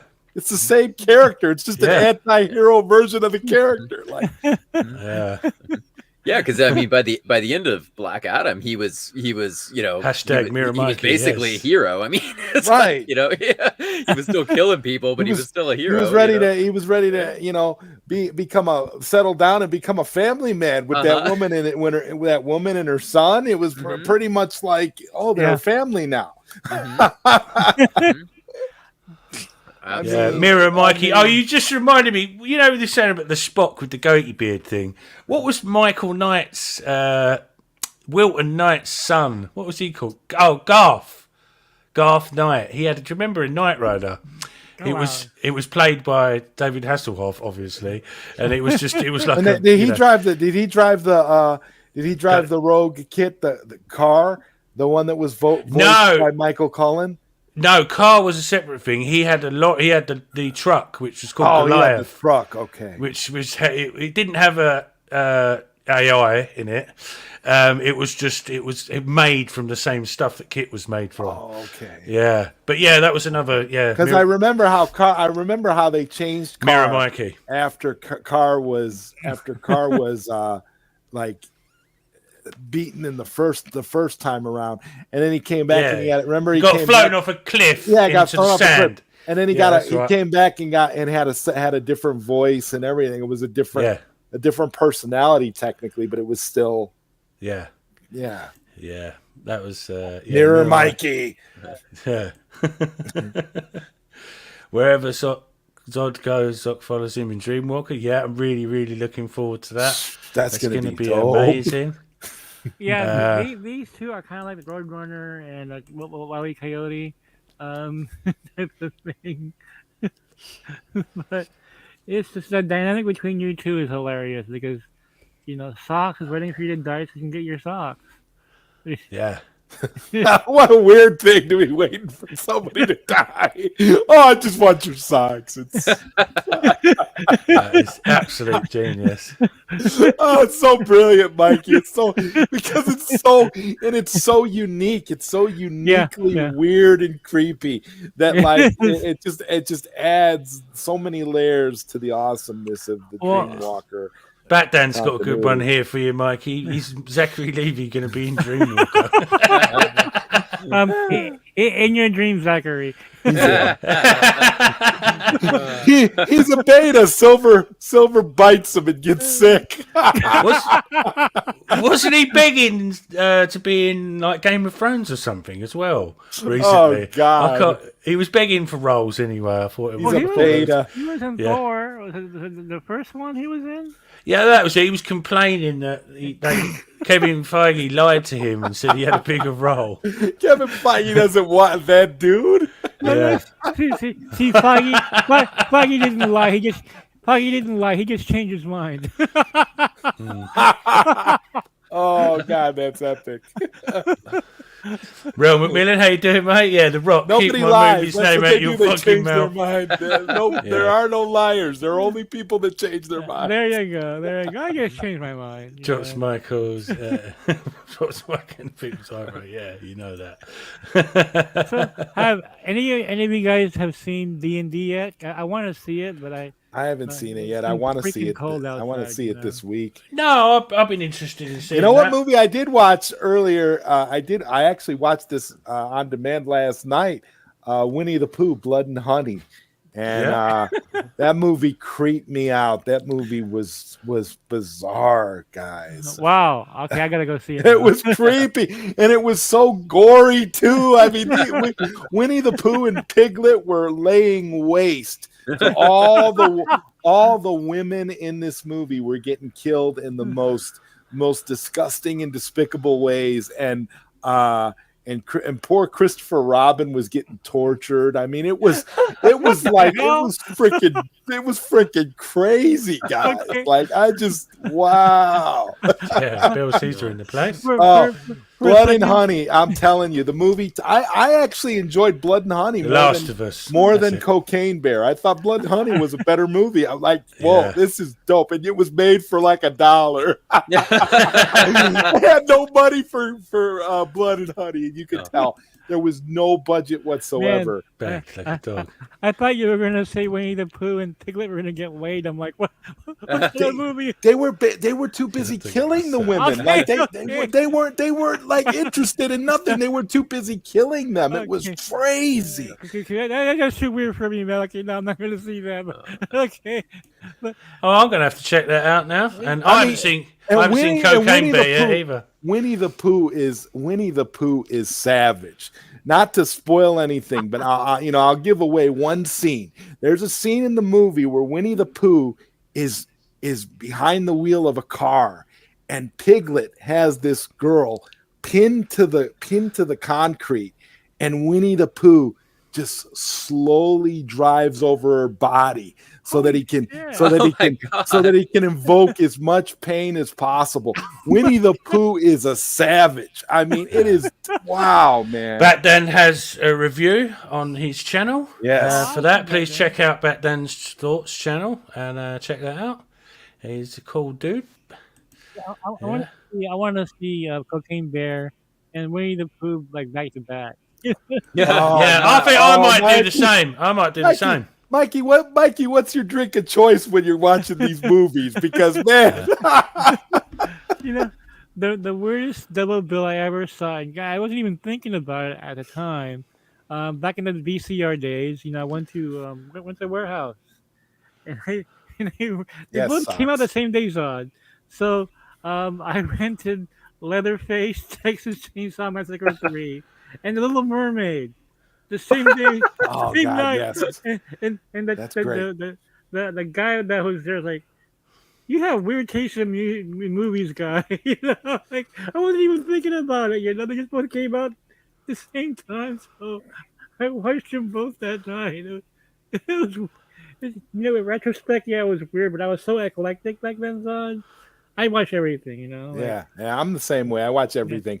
That's why it's so much fun to talk to you and Robert about everything. Oh Because God, we all love to watch everything. Socks. Socks. You know where to find it, and it is better, definitely better than Shazam 2, bro. Yeah, there you go. Socks, you got your answer there. Well, with Robert Meyer Burnett, people don't know this, but we don't have a menu for that show. Anything goes. We just go. It's about fun. That's why we call it the Wednesday weekly late night party, because that's what it is. It's a party. It's not really a structured, show where you have topics and you do like what you do with Sil, where it's a very structured environment and you have, but this is just about everything and everything. Like this week we're going to actually be ranking our top 5 grossest horror movies, which is something that I'm really looking forward to. And I don't know, after Blood and Honey, I don't know what to tell you. I'm just like, whoa, Blood and Honey is pretty brutal for modern day. I'm actually surprised they got away with some of those kills. Yeah. One thing is for sure, we're gonna go back decades. That's for sure. Have you guys checked out the YouTube channel, The Horror Geek? No. It's a smaller channel, but it's this guy. He's an older guy, has this long beard, and he does these these kind of humorous recap reviews of horror movies you've never heard of from the 60s, 70s. He's hilarious. I think I might have seen his. I think I might have seen his channel now that I think about it. Mm-hmm. Did he do a video, Byron, on all of the knockoff versions of Nightmare on Elm Street that existed? I think he did, yes. Where he talked about all these different slasher movies that fit in the genre, and there were only a few ripoffs that actually live up to the hype. Yeah, he does all the rip. Yeah, he did a rip-off one of Predator one time. Oh, it's just so funny. It's seeing all these movies. Mikey, do you agree with me that Trick or Treat is one of the greatest Nightmare on Elm Street rip-offs of all time? Yeah. Is it not one of the greatest slasher movies? Because he's like a rock star, so it's kind of like a cross between Nightmare on Elm Street and The Crow.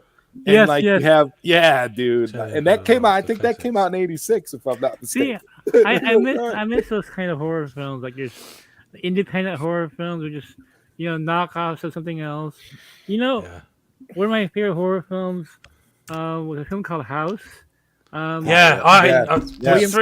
of them, weren't there? Yeah, there's three. I had them on VHS back in the day. I love that movie. X Rentals. Just those quirky little weird, horror films. Just love it, Have you ever seen Dreamscape? That was before Nightmare on Elm Street. That's a good movie. Uh-huh. Yeah, well, that was kind of the other way around. That was Kate Capshaw, right? Kate Capshaw before Nightmare on Elm Street. Before Temple of Doom. Before she was in Temple of Doom, right? Yeah, that's right. Yeah, Kate Capshaw. Yeah, Steven Spielberg's ex-wife. Yeah. But yeah, that was before, and that is a great movie. If you haven't seen Dreamscape, go and check that out. What's his name? The main character? Man. Totally underrated film. The one from Inner Space. Dennis Quaid. Dennis Quaid. Right, yeah, Dennis Quaid. Right. Yeah, and that was that's a really good horror movie to go back and revisit. Man, I want to. You know what? Glad you mentioned it. I should see that again. I mean, I haven't seen it since '84. Yeah, okay, that's how long it's been. Yeah, that was the original Nightmare on Elm Street. Yeah, that was. Yeah, and it has a Christopher Plummer, Max von Sydow, such a Max von Sydow, Christopher Plummer. Mental. But not a lot of people know about it. Whenever I say about it, people are like, "What?" I describe it to people as the horror version of Inception. It's that's pretty true. Hey, Mikey, you remember a horror movie? You remember old horror movie called Ghost House? Ghost House. Yeah. No, I don't think I've seen that. It's an Italian director. Yeah, you might want to check it out. It's pretty I love great. the Horror Italian show stuff. I is love the House Italian 4. stuff. Oh, right, I see. Dario Argento was a big influence on Dreamwalker. I mean, House was great. I saw it on VH. I saw it on Betamax back in the day. It's this very small little quirky film. It's just hilarious. I used to get all those X rentals, Phantasm, House, all those things. I had all of them back in the I'm day. here, boy. And I love Phantasm. It's just Phantasm's an absolute diamond. Don Coscarelli, I think. Yeah. Yes. Yeah. There's a sequel to Phantasm 2. I don't think was there a 3? I saw. There's 4. There's 4. Okay, I saw one. Yeah. And I think they might have made a really, really off the scale budget 5th one, or they're going to make it. I can't remember. I haven't seen it either way, but the first 3 that was a good solid trilogy. That. Yeah, I used to, when I was in the Philippines, I would rent like 15, 20 movies a week because it cost 10 cents to rent. US dollars. So we'd go to the video store, come back with stacks and stacks of stuff, and they're all bootlegs. Okay, they would either bootleg an existing VHS tape from the US, or they would go to the theater and pirate it. Yeah, well, that was the same. That was the same with our local video store before Blockbuster. That way, they actually had a guy that they would pay to go pirate the movies. Oh, dude, there was one. I think it was Back to the Future. I think it was. Yeah, I think it was Back to the Future. Like when Marty's talking to the principal in the beginning of the film, all of a sudden you hear a guy go, "Oh shit, it's the cops!" and the camera's like shaking and shit. And there's like 10 minutes missing, right? Wow! And it looks like a different theater because the screen looks a little different. They're placed in a different seat. Right? That is one of the funniest shit. Like, I kept reminding it. My brother-in-law was in hysterics. He was like, "Oh shit, it's the cops!" You see this shaky camera. My favorite is when you can literally. My favorite is when you can literally hear the dude eating popcorn while he's filming the video. I've had some dire pirates. I hear the coughing and like I heard a fart one time. The worst one I ever saw, pirate, was obviously years later, was Aliens versus Predator. I think I might have mentioned this before. And people were clapping and cheering. Like when the Predator come on, they were like going, "Yeah, man, God, yeah, good man," and all that. I was thinking, shut the fuck up, I'm trying to watch the film. I'm watching the pirate at home. You're hoping they can hear you. Yeah, I'm hoping they can hear me. I'm fucking shut the fuck up, will you? I can't hear what's going on. But yeah, though, back in the day, those VHSs, like things like Critters and stuff like that, you had to go to those small, videos, rental stores to get those kind of movies. I miss those days, just going in there and just picking any old random shit. And it was normally something, that had an interesting sort of colourful, well-drawn cover, and you go, "Oh, that looks all right." And it was a gamble. Sometimes maybe good, sometimes maybe shit. And I was talking about this on Zod's show. In the Philippines, they would re-record to save money on videotapes. They would record over stuff that was originally there, right? They had more copies of it. Yeah. We had what they called the post-credit scene. And there was porn. Okay. Yeah.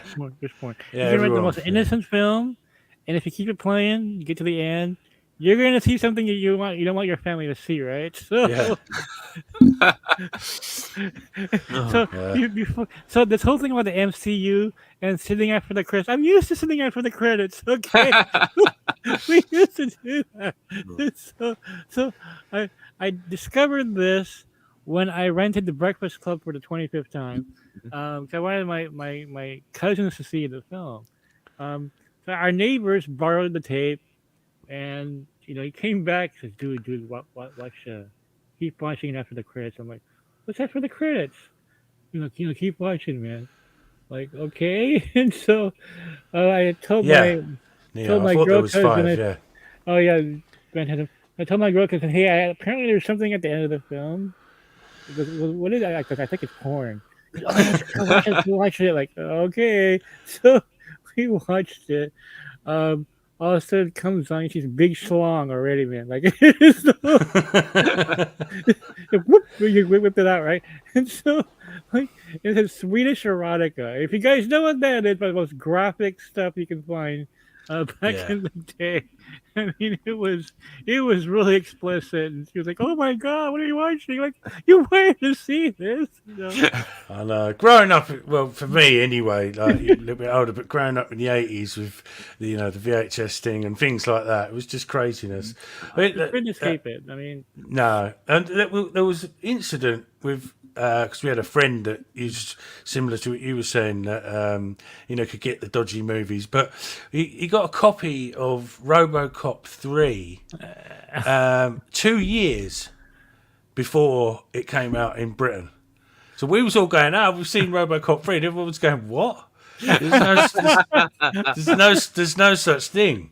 Because back then there wasn't much communication. We didn't have the internet. There was, we didn't know what was going on, in America, unless you read like things like Empire magazine or whatever.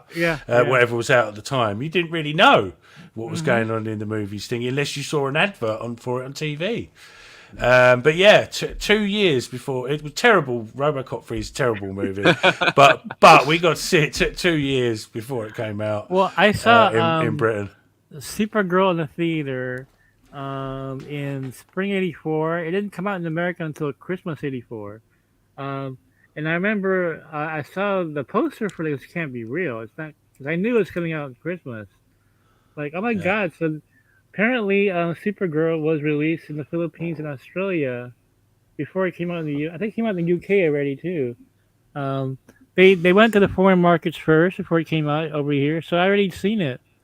The Helen Slater one. I like it just for her. Yeah, well, that was a big movie for me growing up. I actually saw that was that was the first superhero movie that I ever see. I saw Supergirl before I saw Superman. Oh wow! Yeah, I think maybe I probably saw a little bit of the Batman. Have you seen the director's cut of Supergirl? There is. Saying. No, there's a director's cut. Yes. But I used to watch that on repeat. Everyone was in love with Supergirl. Well, I was anyway. Helen Slater. Oh my god. Yeah, Helen Slater. Jesus Christ. Yeah. Yeah, she was smoking hot. Yeah. One of those people I always wanted to meet. I met Melissa though, so I'm happy. Yeah, and that was filmed in Britain. Supergirl. That's right. Yeah. And it had God, I can't remember the actor's name now. The British actor. How can Peter O'Toole. No, not Peter O'Toole was in it, but there was the baddie one as well. Can't think that's right. What's her name? There was two. There was a woman and the man. Back then, so we were terrible with names. You're right. It's number 40 years. Yeah. But, bloody hell. Was it Peter Cook? Peter Cook, yeah. Peter, okay. Yeah. The one with oh god, I can't remember his name. The one who played original Arthur. Over here. Oh shit. God. They was a comedy duo. I can't think of his name now. Dudley Moore? Dudley Moore. Yeah. Them two was the comedy. Yeah. This is it right here. This is the. He's cut. Supergirl. This is the director's cut. I didn't even heard of that. No, never were. I didn't know they existed. Peter O'Toole, legendary actor in a terrible film. I always wondered, does Peter O'Toole sort of look back on that as his defining moment in cinema? His defining moment in cinema. Yeah. And that was Faye Dunaway. There you go. From Network. She was great in Network. One of my favorite movies. Yeah. Wow. So is it better than the director's cut? It's okay. This is the all right. This is wait a second. No wait. This is the director's cut right here. This one says director's cut, and then this one's the theatrical cut, and the director's cut is a little bit better. It's a little bit better. Wow. It's longer.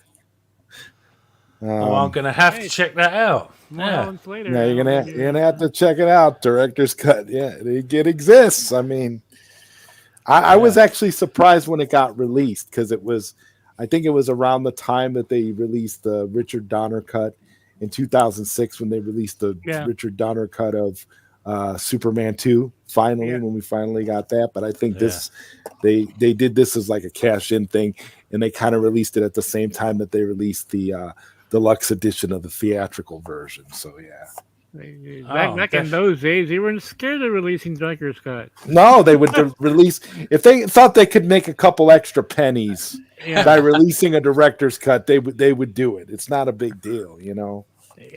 Yeah, director's cuts are. What's the big deal with the air cut? It's a director's cut. Come on, there's millions of them out there. But James Gunn doesn't want it out because he knows what happened with the Snyder cut. You see, once the air cut comes out and it's so much better than what James Gunn did. Yeah, and it connects to Zack's trilogy as well. Yeah, and it connects to Zack's movies. Goes in the middle. Those are two things that are going against it really hard right now. It would be so nice if. Eventually when they give in, to give David Ayer enough money to add that Steppenwolf scene in, so it actually really does connect, because he never filmed it, did he, in the end? R.T. Snyder, R.T. Ayer cut account, Will Rowlands and that, they confirmed that. The second best director's cut I ever saw, second best, because Snyder Cut's the best, that I ever saw was Aliens. That's mine. We talk about that. I think we nearly talk about that every episode. Aliens is my favorite movie. Really, it's a different film. I mean, I had no idea what to expect, guys, because I borrowed it from a friend, and he said, I know he's a hardcore Aliens fan, so I gotta go see it. It's great, great. Like this is a different movie. Like the whole thing about motherhood. You know what I mean? There's an emotional impact that film had. They didn't see the theatrical version. You gotta see the director's cut of The Abyss, Mikey. I've got that on my stick on the telly, but I really want them to release that in 4K, because that never even got a Blu-ray release. The Abyss, did it? Oh my god! Director's cut, no. It's only the director's cut, no, and that is actually a completely different film, The Abyss. It's just completely changes the whole story. There's whole different massive scenes in it. But yeah, that is The Abyss director's cut is incredible. Fingers crossed for a 4K, and fingers crossed because obviously James Cameron's been busy with Avatar, and I think he's got some connection to it. But the release of you can get Alien Anniversary Edition, Prometheus, and Alien Covenant, but Alien 3, the Assembly Cut, and Alien Resurrection, you can't get in 4K, and they've keep putting it off. It's been that was supposed to happen when 4K first released, and it just keeps getting put off and off and off. I'm really hoping for that. That's on my Christmas list. Is especially Aliens. So I would love to see the assembly cut of Alien 3 in 4K, because I'm a hardcore defender of that. So am I. I always have been. I got in some big fights on Facebook after that movie. Well, it's David Fincher. Come on, go ahead, Mikey. Yeah, you know what movie never had a director's cut, but there were scenes cut from the movie. I know this for a fact. It was in Starlog back in the day. Was Buckaroo Banzai. Right, yeah. There were scenes that were cut from the film. There was a scene where John Lithgow was getting high off of absorbing car batteries. That was taken out of the film. I was reading about that. It wasn't in the finished movie. Now, last I heard, Zod, was that the scenes are missing. Like they don't know where they are. No, they probably got destroyed in a studio fire. That's what they always say about every movie. I've been waiting for the uncut release of the 1986 anime Fist of the North Star, the uncut version of that anime without the blurring effects. And they said that all the original prints that didn't have the blurring effects were destroyed in a studio fire. But I guarantee you that for the 40th or 50th anniversary of Fist of the North Star, they'll somehow figure out a way to unearth the uncut version somehow. Because what else do they have to put out? They'll do it somehow. It's crazy. The animated version, you mean? The animated version, you mean? 1986 animated movie. That's one of my favorites. It's a great film. Yeah. And the series was good as well. Yes. Anything contemporary like that, I refuse to. There's only one copy. Come on. There's only one copy. That's right. It. Yeah. Now the big one for me, which is said to have been lost in the fire, is Event Horizon. Everyone, wants to see the uncut, but apparently the scenes are non-existent. It's like George Lucas tried to pull something like that with the original Star Wars trilogy. He tried to say that the original cuts were destroyed, but yet fans have been reconstructing it in 4K for years now, and it looks beautiful. So I don't know what George Lucas is talking about. Like, it exists. Well, the one that doesn't exist and was the original King Kong, the thing with the spiders that scared people in the theater, and they took it out. I think it's lost forever. Yeah, Daredevil was pretty good. Mm-hmm. Yeah, the original cut of Another 48 Hours with Eddie Murphy and Nick Nolte, the director's cut of that movie, was lost. The original director's cut of Blues Brothers was lost. Yeah, that's a shame. There's a massive family connection to the Blues Brothers. We've never seen that. We've actually never seen the original cut of Blues Brothers, because the original cut of the Blues Brothers is like 4 hours long, and we'll never see it because it was destroyed. All that footage was destroyed. So, because back then they allegedly used to destroy footage when they didn't use it in movies. They would just get rid of it. So yeah.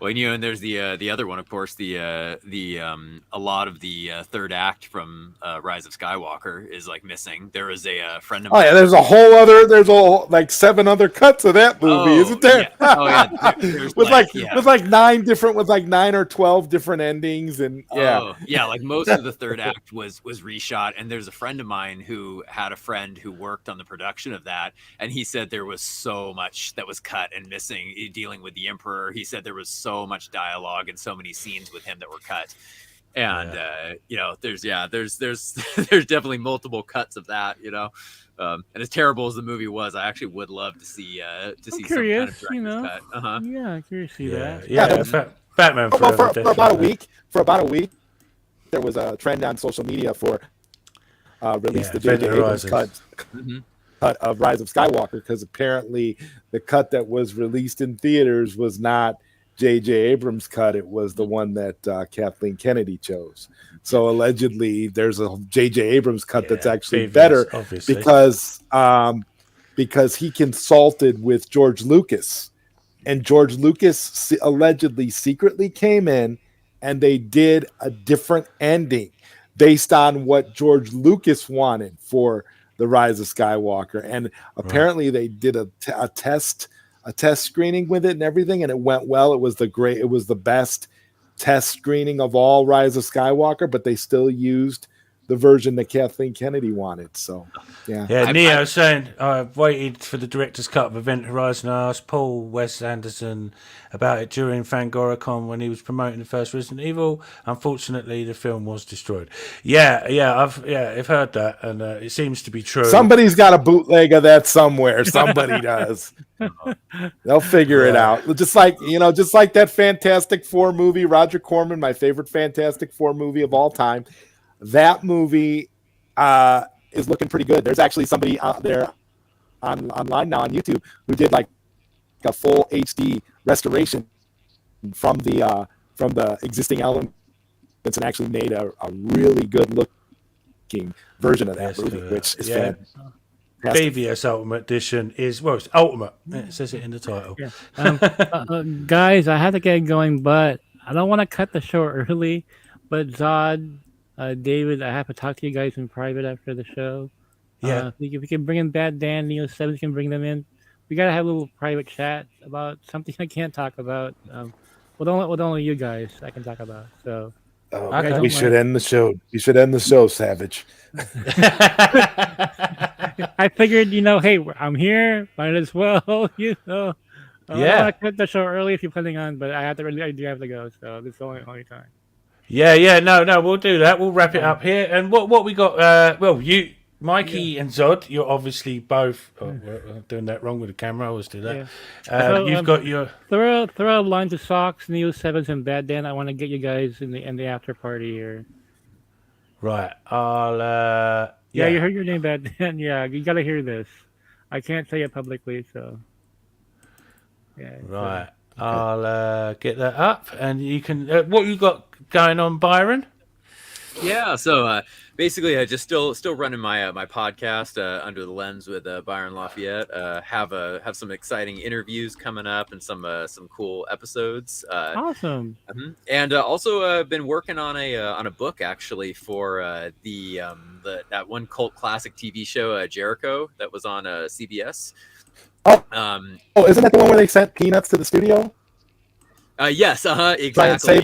Yeah. Yes, I'm doing like a kind of a book about how it was made, history of it and stuff, with some episode commentary. Going to be interviewing some of the cast and crew. So that's hopefully going to be coming out next year. But yeah, so those are my two projects I've been working on. I gotta check out your podcast, Byron. Great meeting you, by the way. Oh, thank you. Yeah, sorry, I'm just sending some StreamYards out here. Yeah, Socks, you are wanted.